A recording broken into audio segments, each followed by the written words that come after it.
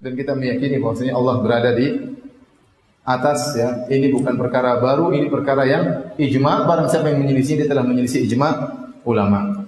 Adapun mengenai dalil dan anehnya para hadirin, ya, yang termasuk menyatakan Allah di atas, banyak ulama Syafi'iyah, banyak sekali.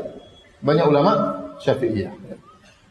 Di antaranya Imam Syafi'i rahimahullahu taala, dinukil oleh As-Sabuni, dinukil oleh Al-Baihaqi. Ya, Imam Syafi'i berdalil dengan hadis Al-Jariyah. Ya.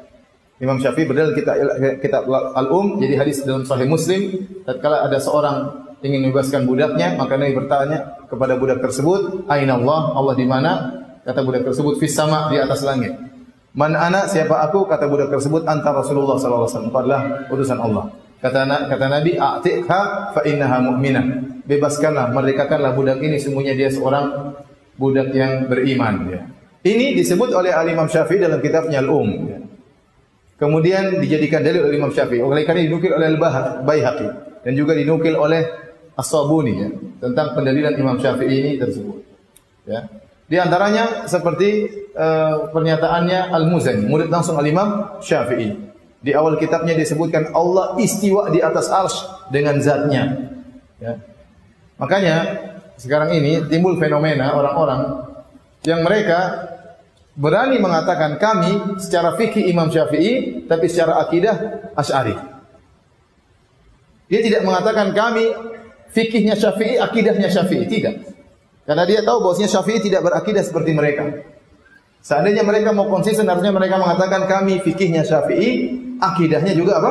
Syafi'i. Bahkan saya katakan lebih utama Anda mengambil akidah Syafi'i daripada cuma sekedar fikihnya. Lebih utama Anda mengambil akidahnya Imam Syafi'i daripada sekedar apa? Fikihnya. Kenapa mereka mengatakan kami Syafi'i secara fikih, secara akidah Asy'ari? Ada yang mengatakan kami secara fikih Syafi'i, secara akidah Maturidi. Ada yang mengatakan kami secara fikih Hambali, secara akidah Mu'tazilah. Kenapa? Karena Imam Ahmad, Imam Syafi'i tidak berakidah seperti akidah mereka. Ini isyarat bahwasanya mereka tidak ridho dengan akidahnya Imam Syafi'i. Kalau mereka mau belajar bukunya Al-Muzani, murid langsung Imam Syafi'i dalam kitabnya Syarhus Sunnah lil Muzani, sejak awal pembukaan dari buku tersebut sudah dikatakan Allah dengan zatnya berada di atas arsy. Sehingga sudah membatilkan akidah mereka sejak awal. Namun mereka tidak pernah mengangkat ini. Mereka selalu menukil ulama Syafi'i belakangan. Berkata ini, belakangan semua. Misalnya Ibnu Hajar juga tidak menyepakati mereka seluruhnya. Atau mereka berkata Nawawi. Ini semua mutaakhirin. Ini semua belakangan, abad ke-7, abad ke-8, abad ke-9. Kalau antum bicara abad ke-6 ke belakangan, ulama Syafi'iyah semuanya mengatakan Allah di atas. Masih berpegang teguh dengan akidah Imam Syafi'i. Tatkala muncul ilmu kalam, ilmu filsafat dipelajari oleh Al-Baqillani, kemudian ditularkan kepada yang lainnya, akhirnya banyak yang terpengaruh. Ar-Razi terpengaruh. Mulai abad ke-6 dan ke belakang mulai menyimpang atau berubah akidah mereka.